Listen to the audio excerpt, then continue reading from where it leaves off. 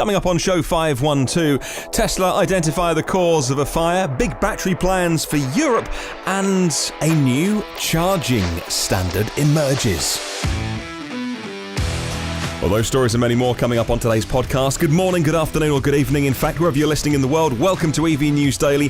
Here's what happened on Friday, 28th of June. My name is Martyn Lee. Been through all of the news from Friday, and I've tried to round up only the important stuff that you really need to know to try and save you time. Hello to a new supporter of the show. That's Mark CLANCY. Thank you, mate. And a new producer, you, Howard Anthony Smith, signing up at producer level. Howard, thank you so much. And as always, thank you to myv.com. They are helping you buy and sell in the USA only EVs. You know those websites that kind of go around where you can buy used cars, even list your car as well, but the thing is, you've got to filter through all of the fossil crud to get to the good stuff. Well, my EV has only got the good stuff.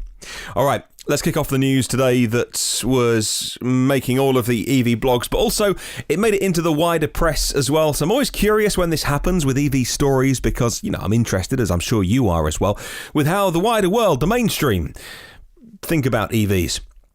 And this is a story about how Tesla recently announced that it had identified the cause of a Model S fire that was reported in Shanghai. This was in April. The incident attracted a notable amount of attention, particularly on the internet. Brilliant and international media all picked up on the CCTV footage of a Tesla on fire.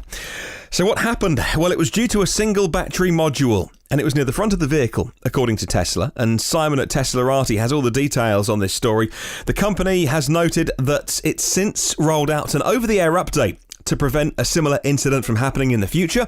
In order to avoid the same thing happening, they revised the charge and thermal management settings on the S and the X units, which feature the same systems as the vehicle in Shanghai. Recently, for example, other car makers have had issues and they've had to go back to the manufacturer to be sorted out. That shows the importance of over-the-air updates, you see. And the great thing about whether it's a Tesla or another EV maker, the ability to identify the issue. This is new technology.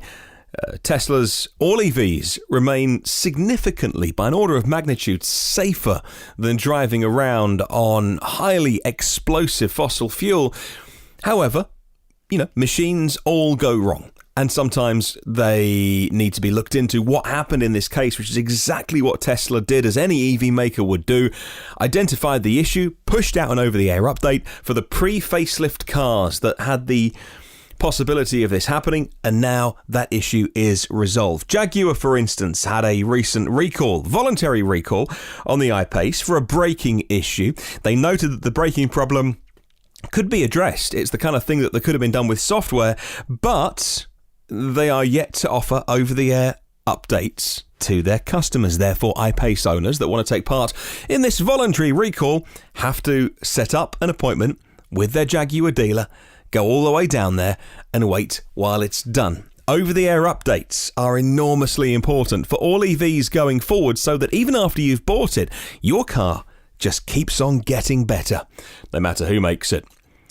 Well, the Chinese battery cell manufacturer CATL has decided to increase the investment in its planned factory in Erfurt by a factor of 7.5. Instead of the originally planned 240 million euros being invested, 1.8 billion euros now earmarked for the German location, says Carrie Hampel for Electrive. With the new investment, battery production in the central German city of Erfurt could quickly exceed the size of Tesla's gigafactory in Nevada. The Tesla boss, Elon Musk, is aiming for the long-term battery capacity of Tesla. He says needs to be around 100 gigawatt hours every single year in order to sustain their car plans. CATL, though, intends to supply customers all over the world, but in Europe, VW, BMW, Daimler, the French PSA Group, Volvo, Jaguar Land Rover as well, all being supplied by CATL. Moving on to how fast you can charge those batteries, and good news for those wanting to plug their car into a high-powered charger. Ionity is the European network installing 350 kilowatt chargers, and they have now contracted to install what they call HPCs, high-powered chargers, in an extra 8 motorway service stations here in the UK, which is great. It's an agreement representing another step in their European operations. That's going to see 2,400 chargers installed by the end of next year. Well, the first of these is going to be opening in the UK at a motorway service station simply called Extra. It's on a motorway called the M1. Junction 45, Leeds, if you're interested. It's in conjunction with 60 million being invested by the service stations themselves for a higher quality facility. The construction work is well advanced, by the way. The other service stations getting it: M25 at Cobham, A14 Cambridge, M40 Beaconsfield, M5 at Cullompton, M65 Blackburn, A1M Baldock, A1M Peterborough. So if you have a car that can even take advantage of a little bit of that extra capacity, fantastic news.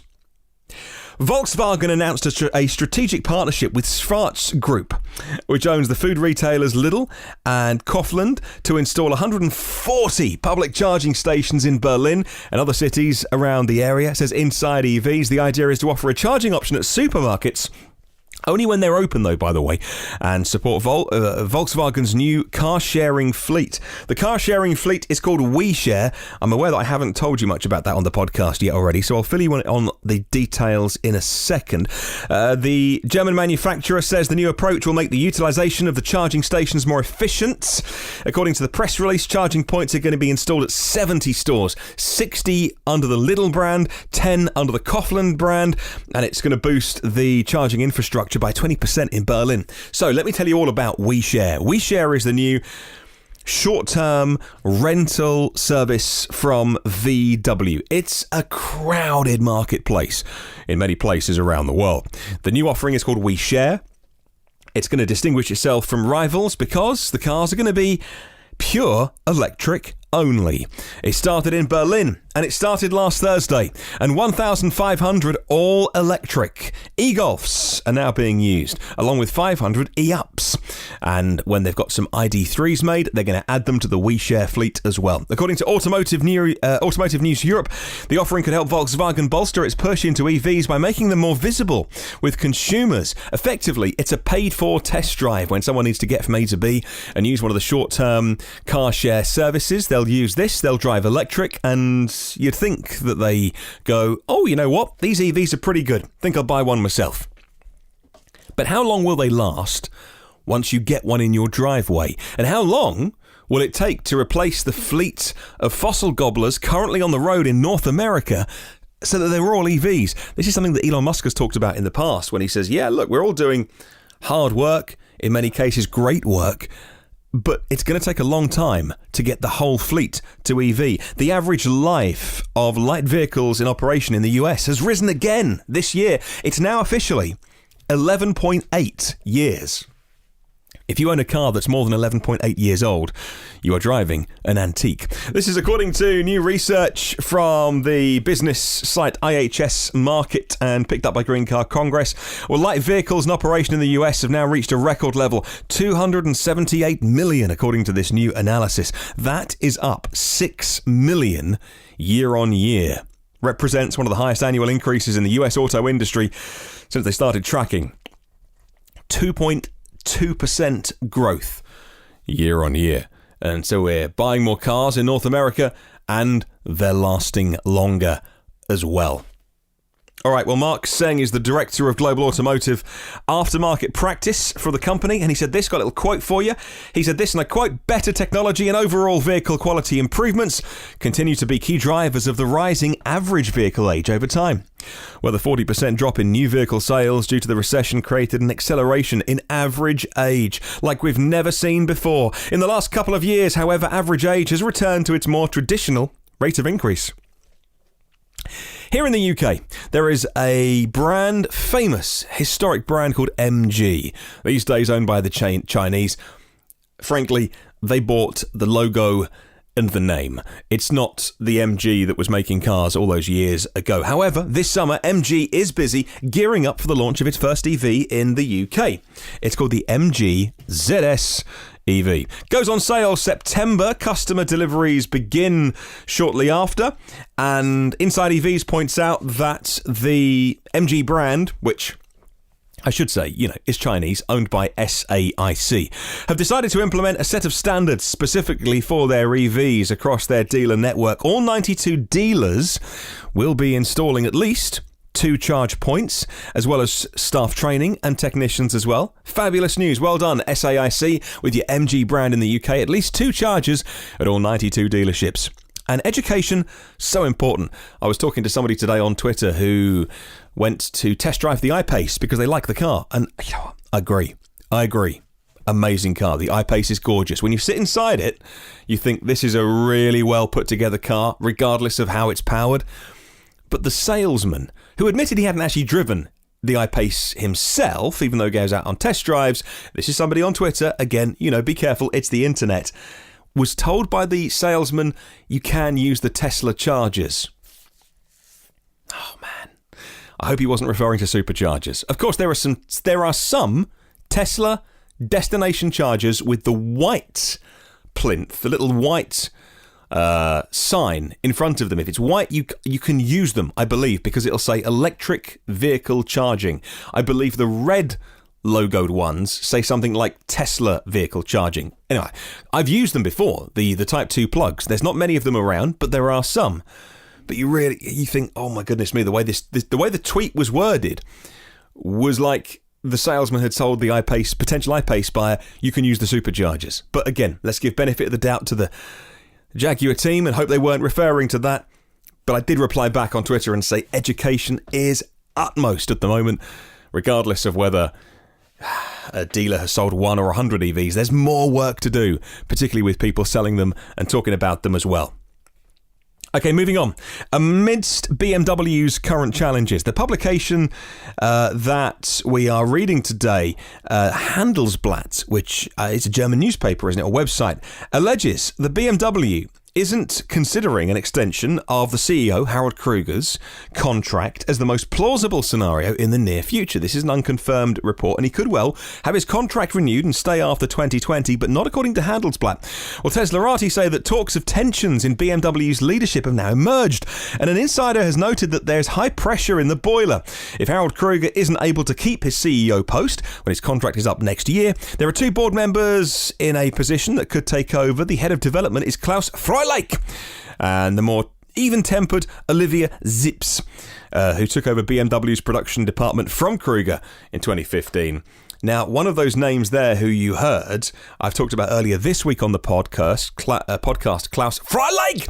He said that earlier in the week, the diesel has a place in BMW for many years. For the next 20 years, diesel will have a place. We'll be filling up at the pumps in 2040. Was he the same chap as well that said there is no demand for EVs in Europe? Or was that the CEO, Harald Krüger? I don't want to attribute that quote to the wrong one. But either way, you've either got the CEO or the guy that's lining up to get his job saying there is no demand for EVs in Europe. Maybe there's no demand for his EVs in Europe. There's plenty of demand. And that's a little bit demoralising because the i3 is an incredible car. The BMW i3, ahead of its time, in many ways still is. I saw a black one. I say a black one. All i3s are two-tone, but this was the one with the black bonnet and roof and then the really, really dark blue side panels and bumpers. So really, from a distance, it looks like it's all black.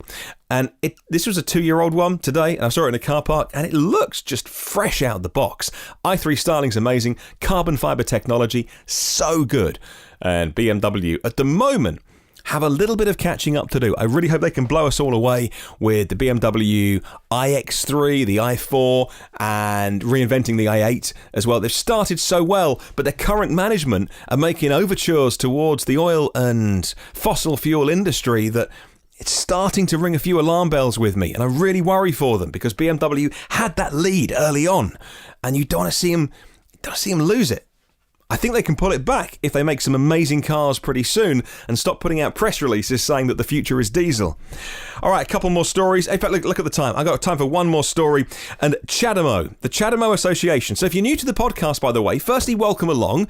We've all bunched up a little bit. There's room for some more. And if you are kind of new and learning about EVs, it's as everybody does, by the way, then it's one of those things that you come into electric cars, even thinking, well, how do I charge them? 3 main plugs. There is the CCS, okay, maybe four main plugs. Maybe 5. Bear with me. Okay, let me start with Nissan's, because the Nissan Leaf is the most popular car in the world, over 400,000 sold. They use a type of plug called CHAdeMO, and it's round. And so you've probably seen the CHAdeMO plug. Then you can get Type 2 plugs. And that sometimes charges on AC. You'll see that, the Type 2 plug. Then if you imagine a Type 2 plug with 2 big DC sockets beneath it, that's when we talk about CCS combo plug, right? That's DC fast charging. Then Tesla in North America have their own proprietary connector. Here in the UK, they use a Type 2 plug, and on Model 3's CCS, oh my goodness, I hope you're keeping up. But in China, Tesla are forced to put on the GBT plug, because in China, the most popular plug in the world, because China is the biggest market in the world, that is the GBT plug. And it's fair to say that unless you're listening to this podcast in China, you're never going to need to use one. Anyway, there's a bit of a standards battle going on. I don't think it's necessarily going to be that one wins out, but they're certainly all trying to be like the best, the fastest. And CHAdeMO and China's Electricity Council last year came together. And with the blessing of the Chinese and the Japanese governments, they're now working on the ultimate global fast charging standard. And so it won't surprise you to know that the Japanese and Chinese governments would quite like there to be one global standard. Oh, and by the way, they'd like it to be theirs, please. That's no surprise in this power game, this political power game. They want the global fast charging standard to be theirs by combining CHAdeMO and GBT. So you get the Japanese and the Chinese systems and put them together, and this new plug is backward compatible with both, which is super cool. During the CHAdeMO presentation by the General Assembly, the prototype version of the new plug was presented, and what we've read, the power output increases, it says, inside EVs. Now, another report picks up that the goal of the design of this new one common plug that is backward compatible is up to 600 amps, which is a triple what most EV chargers are putting out, or cars can take 200 amps. So the current triples, 600 amps, and 1,500 volts of total power, 900 kilowatts. That compares to what was previously announced, because CHAdeMO were doing the CHAdeMO 2.0 spec. That was only going to be 400 amps and 400 kilowatts. But by the look of it, that's going to be superseded by this new global standard. And what about the CCS plug in Europe and the ones that you'll find on the Electrify America fast chargers? Well, that CCS specification, if it's CCS 2.0, you'll use it in South Korea, North America, Europe. That is going to be 400 amp, 1,000 volts, for a total of 400 kilowatts of maximum power. Although some chargers can output a little bit more. I know this is confusing. And by the way, if you are new to EVs and you're thinking this is confusing, we all agree with you, by the way. This has been one of the general cock-ups of the EV industry over the last 5, 8, 10 years. Really, there was no joined-upness about it of, hey, let's have one plug. But kind of inevitable, as everybody wants their own power play. Let's move on to our question of the week this week, set by myev.com. Do EVs have anything more to prove? They're so good these days. Have they got anything more to prove? Email me, hello@evnewsdaily.com, or you can leave a comment on Facebook and YouTube.